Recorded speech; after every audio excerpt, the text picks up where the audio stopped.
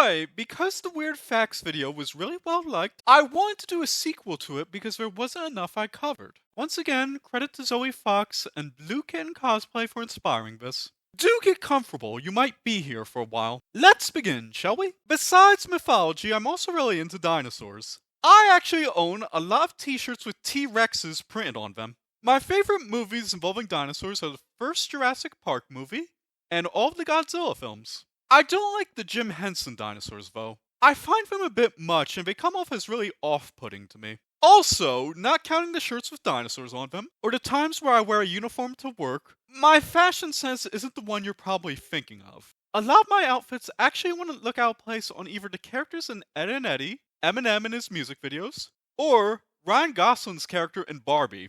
In the past, I only was able to make free costumes of characters I voiced on this channel. Those costumes were of Jack Skellington, Invader Zim, and Double D. Jack Skellington was a rubber mask, white gloves, and a suit that I bought on Amazon. Zim was never completed, but he consisted of putting my face in green makeup and wearing a black wig resembling David Bowie's hairstyle in the movie Labyrinth. Double D, on the other hand, he was just a black beanie ski hat like the ones Eminem would wear, mixed with an orange t-shirt and black tracksuit pants. I visited a con once, but I didn't have a costume, and they're not really for me, but I respect them. In high school, besides being a brown belt karate fighter and a figure actor who was casted as Aristocrats... Thank you very much. I was formerly an Elvis impersonator. No joke, before I became what I am today, I was formerly an imitation of rock star Elvis Presley. I actually didn't think I could be another Jack Skellington for some reason. So at one point, I aimed for being another Zim too. Man, was I off about those predictions. Thank you very much. I was also a former track and field athlete. I got third place in some competitions I participated in that were local. I used to draw pictures for children in a local Sunday school class. My art style doesn't come up that much, but here's some examples of it. The body shapes were inspired by Kelvin and Hobbes comics mixed with Invader Zim portions. The facial structures and expressions, though, they were more inspired by Tim Burton's film Corpse Bride mixed with the 90s version of Sailor Moon. I'm diagnosed as autistic, and I'm an advisor to a disability support group. I was promoted very quickly due to my reasonable approach, level-headedness, wisdom, and skill at handling other people. I met 3 people who are very important to me through this support group.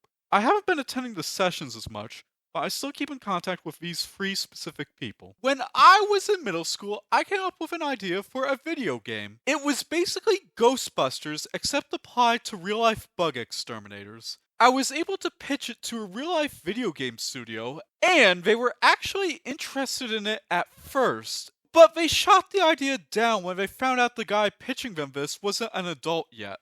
Besides music by Danny Elfman, I also listened to a lot of rock bands that existed between the years 1954 to the early 2000s.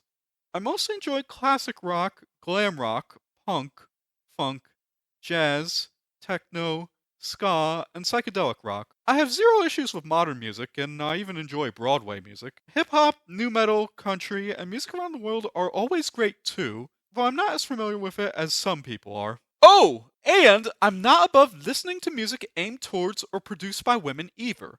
Some of the many musicians that I can give examples of this are Dolly, Beyonce, LeAnn Rimes, Red Velvet, 4 Minute, Britney Spears, Lady Gaga, Christina V, Jonah Jett, Rebecca Sugar, Susan Egan, Estelle, Dee Dee Mango Hall, Lisa Ann Hannington, Patti LuPone, and Sarah Styles. Off topic, but I dated 3 times and it didn't work out. I'm not going to say why, it's a bit much. But somehow, my exes all sounded identical to each other, and all 3 of them sounded like one of the musicians I just listed. I'm not going to say which one due to TMI issues. I'll at least say this. They did not sound like any of the J-pop or K-pop bands I mentioned. I'll also confirm they did not sound like Britney Spears or Sarah Styles either. Also, I'm over them. On this channel, we also won't be talking about this again either. Let's continue. The only genre I'm picky on is metal, and that's because I want something that's rough and energetic,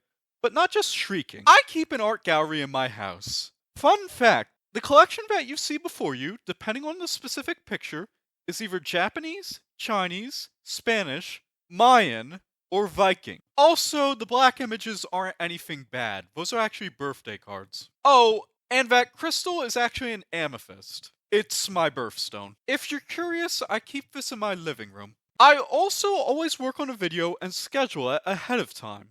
This way I can juggle my personal life, my job, and hobby while not doing it too much at once, and creating something ahead of time in case I get ill or am feeling emotionally down. They're scheduled on Mondays because I hear people hate that day of the week. So I decided to cheer them up a bit by doing this. I also indirectly inspired several other people to try YouTubing, both in my support group and at my job. They're all awesome in their own right, but they're vastly different from me, so if you expect a similar experience, you're not really going to get that. I still love you all, though. One of my goals in life is meeting nice, friendly people who sometimes appear on my channel as a team to do silly things together with me. It's mostly like an entourage because I was inspired by how some early YouTubers on the website operate in groups. Plus, I do get lonely sometimes. I have a habit of taking notes and writing lists down about things I think about. They actually don't make up the videos. Those are mostly improvised and me reading articles while inserting jokes into them. Instead, they mostly consist of pop culture references and theories. Either things I think about or have interpretations of, or alternatively, lists of names that I find cool. I had a habit of taking photos on IMDb once I got the page of people who had shoutouts in their stage names. I also one time made a list for people who hate having numbers in their names, but also wanted to have shoutouts in their stage names too.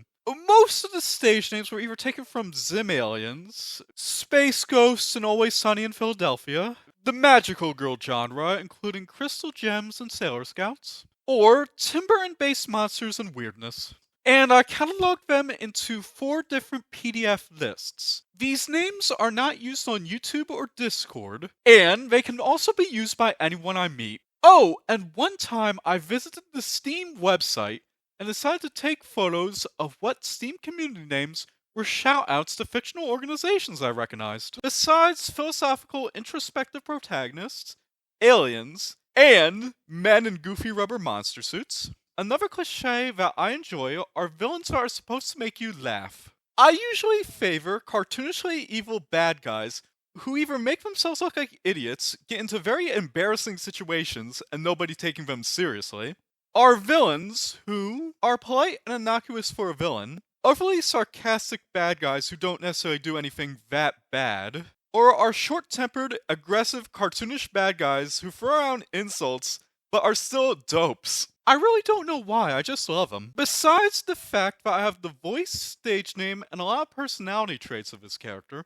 a trait that I share with my namesake is that I'm very slow to pick up on somebody liking me, and I'm also very slow to pick up on how I feel about them. That said, I can tell when the other person isn't interested in me, and I always respect that. The reasons for this are because I grew up in isolation, so not a lot of people took an active interest in me. A side effect of my diagnosis is that I'm very slow to pick up on certain emotions, and the only one I'm slow to pick up on is romantic love.